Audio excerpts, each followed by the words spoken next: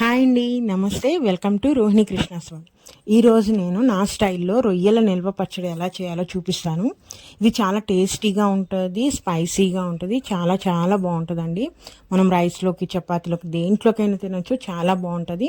Non veg ఇష్టపడే వాళ్ళకి, ముఖ్యంగా హాలిడేస్ అయిపోయినాయి, హాస్టల్స్కి వెళ్తూ ఉంటారు కదా పిల్లలు, వీళ్ళకి గనక ఇలాంటి పికిల్స్ చేసి ఇస్తే మనకి ఇంటి ఫుడ్ అనేది మిస్ అయ్యామనే ఫీల్ ఉండదు. వాళ్ళకి చాలా ఈజీగా చేసుకోవచ్చు. ఎలా చేసుకోవాలో చూపిస్తాను. ఫస్ట్ నేను ఇక్కడ రొయ్యలండి ఒక హాఫ్ కేజీ, అంటే పైన మొత్తము పొట్టంతా తీసేసిన రొయ్య పప్పు నేను ఒక హాఫ్ కేజీ తీసుకున్నాను. వాటిని శుభ్రంగా కడిగేసి ఒక స్పూన్ పసుపు, ఒక హాఫ్ స్పూన్ ఉప్పు వేసి, ఒక నిమ్మ చెక్క అండి వేసేసి అవన్నీ ఆ పసుపు అదంతా ఆ రొయ్యలకి పట్టేటట్టు కలిపేసేసుకొని మనము వీటిని పొయ్యి మీద పెట్టేసుకోవాలి.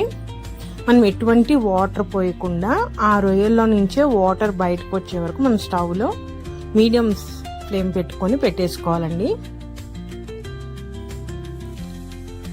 ఒక 5 మినిట్స్కి చూసారా మనకి ప్రాన్స్లో నుంచి వాటర్ వచ్చేసింది కదా, ఈ విధంగా వాటర్ వచ్చేయాలి. మనం ఎటువంటి వాటర్ పోయకూడదు. చూడండి, ఇప్పుడు ఈ ప్రాన్స్ అనేది ఈ విధంగా ఉడికినాయి కదా, మనకంటే సైజ్ అనేది రెడ్యూస్ అయిపోయి ఇట్లా రౌండ్గా అయిపోయిన తర్వాత దాంట్లో ఉన్న ఆ వాటర్ అంతా తీసేసేయాలండి. మనము ఆ వాటర్ అంతా తీసేసి ఒక్కసారి పొయ్యి మీద పెడితే ఇంకా ఎక్స్ట్రా వాటర్ ఏమైనా ఉన్నా కూడా మొత్తం పోతుంది. చూసారా, ఈ విధంగా పొడి పొడిగా వచ్చే వరకు మనము రొయ్యల్ని ఉడికించుకోవాలి. ఇప్పుడు ఈ రొయ్యల పచ్చడిలోకి ఒక మసాలా కావాలి. దానికి ఒక హాఫ్ స్పూను మెంతులండి, 2 స్పూన్లు ధనియాలు, ఒక 4 ఇలాచి, ఒక చిన్న చెక్క ఉంటుంది కదండి అది, ఒక 10 నుంచి 15 లవంగాలండి. ఇవి మసాలా. వీటన్నిటిని మనము డ్రై రోస్ట్ చేసుకోవాలి. మాడిపోకుండా డ్రై రోస్ట్ చేసుకోవాలండి. మెంతులు ఎగగానే ధనియాలు,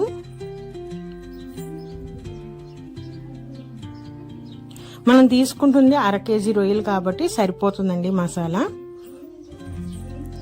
అలానే లవంగాలు, చెక్క, యాలకులు ఇవన్నీ వేసేసి మనము ఒక 2 మినిట్స్ పాటు మనము డ్రై రోస్ట్ చేసుకోవాలి.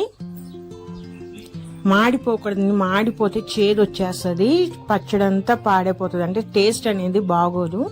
సో మాడిపోకుండా ఒక 2 మినిట్స్ పాటు మనము డ్రై రోస్ట్ చేసుకోవాలండి. ఇట్లా 2 నిమిషాలు వేయించుకున్న తర్వాత మీరు ఒక ప్లేట్లోకి తీసేసి మనము చల్లారనివ్వాలి.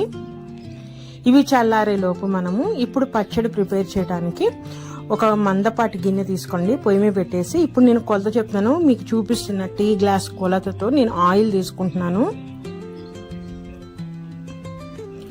అదే గ్లాస్తో నేను 2 గ్లాసుల ఆయిల్ వేసుకుంటున్నాను. ఇక్కడ మీ ఇష్టము, పల్లి ఆయిల్ తీసుకోవచ్చు, సన్ఫ్లవర్ ఆయిల్ తీసుకోవచ్చు, మీ ఇష్టము. అదైతే నేనైతే ఈరోజు పల్లి నూనె తీసుకుంటున్నాను.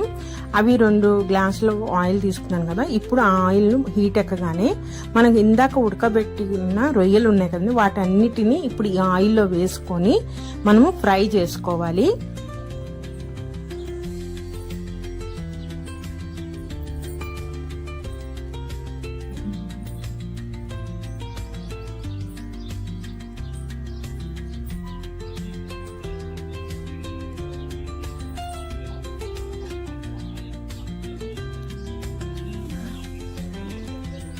మనము రొయ్యల్ని అడుగు పడతా ఉంటుందండి, మనము అది తీసుకుంటా ఎర్రగా వచ్చే వరకు మనము రొయ్యల్ని వేయించుకోవాలి. ఈ రొయ్యల్ని చక్కగా అలా ఎర్రగా వచ్చే వరకు వేయించుకుంటే మనకి పచ్చడి అనేది నిల్వ ఉంటుంది. మనం సరిగ్గా రొయ్యలు వేపకపోతే పచ్చడి అనేది తొందరగా పాడైపోతుందండి. సో అందుకని మనము దగ్గరే ఉండి హై ఫ్లేమ్లో పెట్టుకొని మనము రొయ్యల్ని వేయించుకోవాలి. ఇలా సగము వేగిపోయిన తర్వాత రొయ్యలు అనేవి, దీంట్లో ఇప్పుడు నేను 1 స్పూన్ పసుపు వేసానండి. ఆ పసుపు అనేది ఆ రొయ్యలకి అంతటికి పట్టేటట్టు ఆయిల్లో కూడా ఫ్రై అవుతుంది కదా, సో వేసేసి మనము ఫ్రై చేయాలి.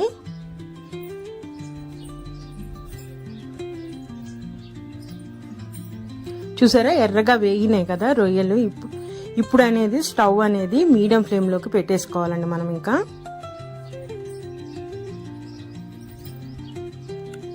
మనకి ఈ రొయ్యలు అనేది ఒక 5 నిమిషాల్లోనే వేగిపోతాయి. సో అందుకని మనం దగ్గరుండే రొయ్యల్ని వేపుకోవాలి.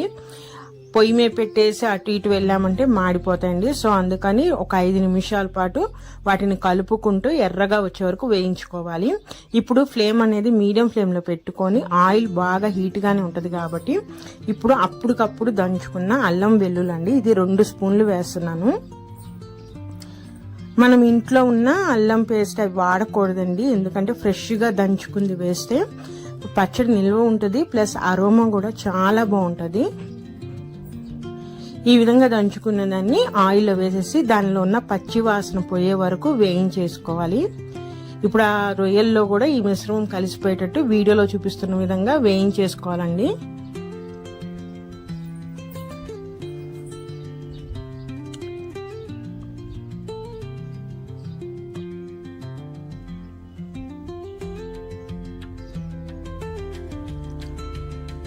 అల్లం చిల్లిపాయ పేస్ట్ ఎప్పుడైతే వేగుతుందో మనకి ఇంకా మనము స్టవ్ ఆఫ్ చేసేసుకొని ఇప్పుడు దీంట్లోకి మనం ఇందాక వేయించి పెట్టుకున్న ధనియాల ఆ మిశ్రమం ఉంది కదండి, గరం మసాలా, ఆ గరం మసాలా పౌడర్ వేసేసేయాలి. అలానే కారం అండి, ఇందాక గ్లాస్ నూనె ఏ గ్లాస్తో వేసామో అదే గ్లాస్తో కారము ఫుల్గా 1 గ్లాస్ వరకు కారం వేస్తున్నాను నేను.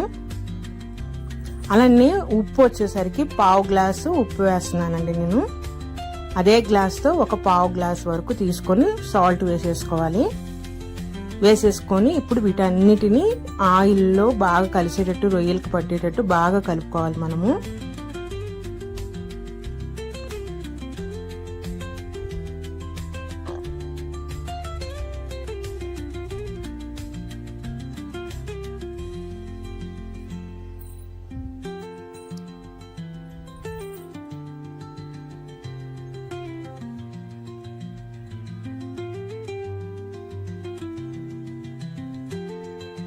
ఈ విధంగా కలిపేసుకుని దాన్ని చల్లారి పెట్టాలండి. ఈ లోపు దీంట్లోకి పులుపు కోసం నిమ్మరసం అండి.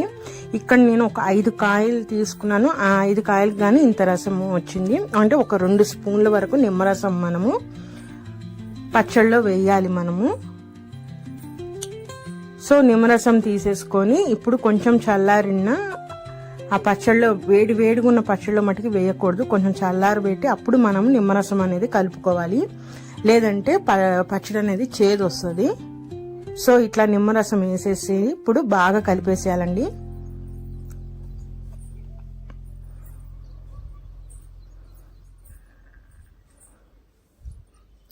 ఈ విధంగా కలిపేసేసుకొని మనము నేనైతే అదే పౌడర్ పెట్టేసేసి లిడ్ పెట్టేసేసి 1 రోజు పాటు అదే గిన్నెలో ఊరనిచ్చానండి.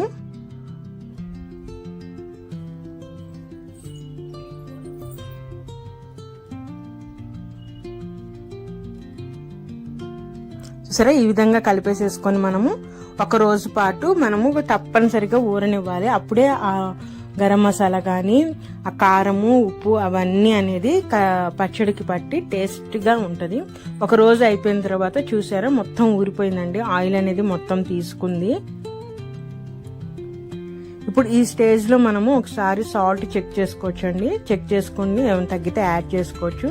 చూసారా ఎంత ఈజీగా రొయ్యల పచ్చడి అనేది తయారైపోయిందో. మరి ఇదేనండి ఈరోజు రెసిపీ. అయితే నా రెసిపీ కనుక నచ్చితే ప్లీజ్ సబ్స్క్రైబ్ మై ఛానల్, అలానే లైక్ చేయండి, షేర్ చేయండి. మరొక మంచి రెసిపీతో మళ్ళీ కలుస్తాను. ఉంటానండి, బాయ్.